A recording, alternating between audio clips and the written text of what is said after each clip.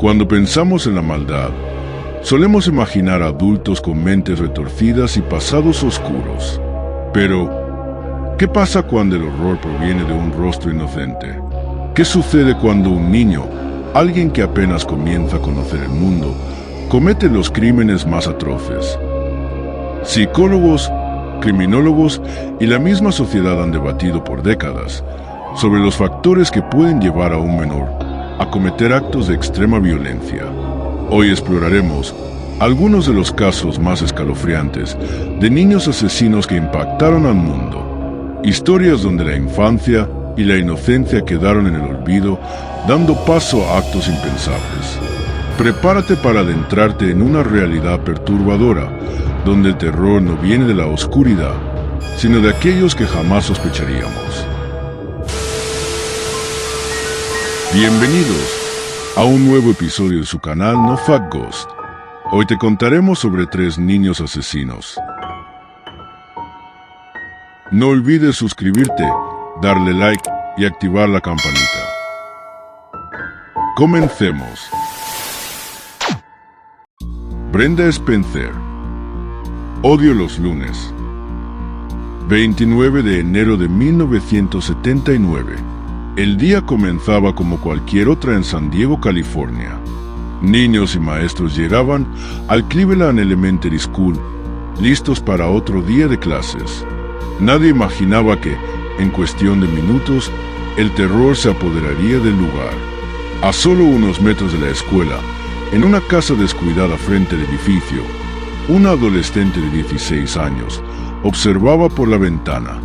Brenda Spencer, con su cabello rojizo y mirada vacía, sostenía un rifle semiautomático calibre 22 que su propio padre le había regalado en Navidad.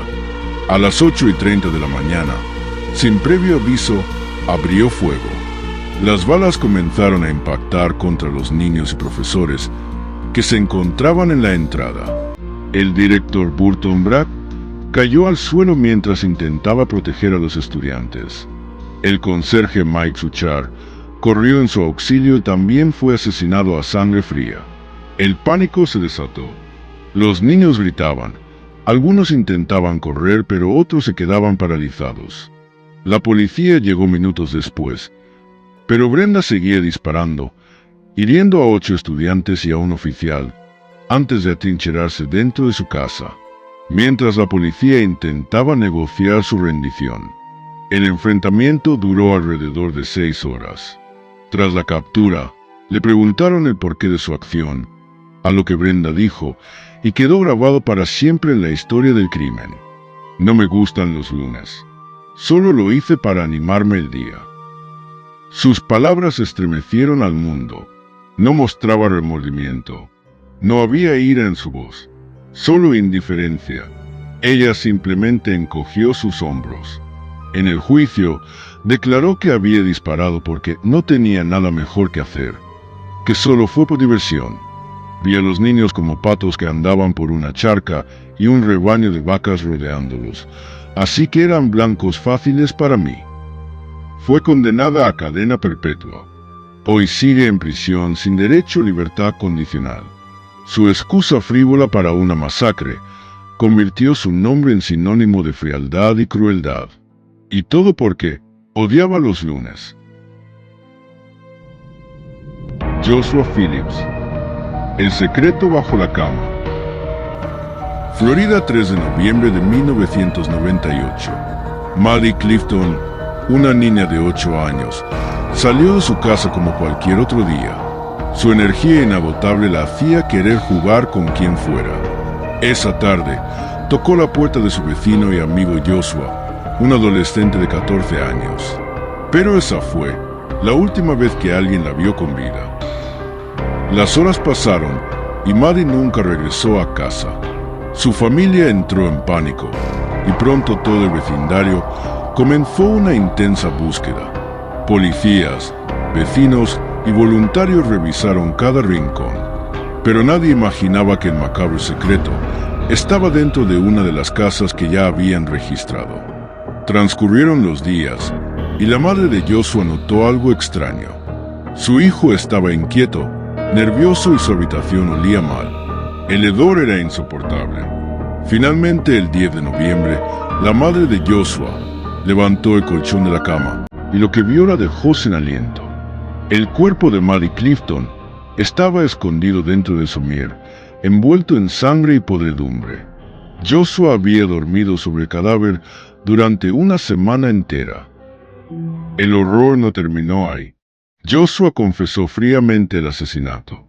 Dijo que estaba jugando béisbol con Maddie y accidentalmente cuando bateó, la pelota le dio en el ojo, lo que le hizo sangrar, llorar y gritar. Asustado de que su padre lo castigara, entró en pánico sabiendo que volvería pronto. Su padre, quien era un drogadicto, un alcohólico y un hombre violento, tenía sus reglas dentro y fuera de la casa. Se enojaba si no la cumplían. No le gustaba y desagradaba a las niñas pequeñas. Pero Joshua, en lugar de pedir ayuda, hizo lo impensable. La llevó a su habitación, la estranguló, la apuñaló en repetidas ocasiones y la escondió bajo su cama. Durante 7 días, vivió como si nada hubiera pasado, y cada noche dormía sobre su oscuro secreto. Me estaba metiendo en un mundo de fantasía donde nada había pasado. Ese era mi mecanismo de defensa para todo. Nunca tomé la decisión de ignorarlo, simplemente lo hice. El juicio fue rápido y brutal. Joshua Phillips fue condenado a cadena perpetua, sin posibilidad de libertad condicional, por el homicidio en primer grado. Hoy sigue en prisión, atrapado en la celda que él mismo construyó, el día que convirtió su cama en una tumba. Eric Smith. La sonrisa del niño pelirrojo. Nueva York, 2 de agosto de 1993. Un día aparentemente normal, pero que marcaría para siempre la historia del crimen en Estados Unidos. La víctima, Derek Robbie, un niño de apenas 4 años. Derek, quien caminaba con entusiasmo por las calles del vecindario, se dirigía a un campamento de verano en un parque local cercano, situado a unas pocas cuadras de su casa. Sus padres confiaban en que su comunidad era segura, que nada malo podía pasarle a su hijo en un trayecto tan corto. Pero se equivocaron. A unas calles de distancia estaba Eric, un adolescente de 13 años, quien también caminaba solo. Su cabello rojizo y gruesos lentes le daban un aire de fragilidad, pero dentro de él, algo oscuro crecía en silencio. Cuando estuvieron a unos metros, Eric vio a Derek y le sonrió. ¿A dónde vas?, le preguntó con una dulzura engañosa. Derek inocentemente le contó sobre el campamento. Entonces Eric lo convenció de tomar un atajo.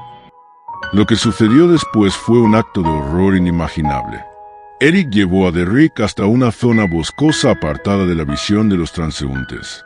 En un arrebato de violencia inexplicable, lo golpeó brutalmente. Lo estranguló y lo agredió de formas indescriptibles. Finalmente, dejó caer una gran roca sobre su pequeño cráneo, asegurándose de acabar con la vida del pequeño.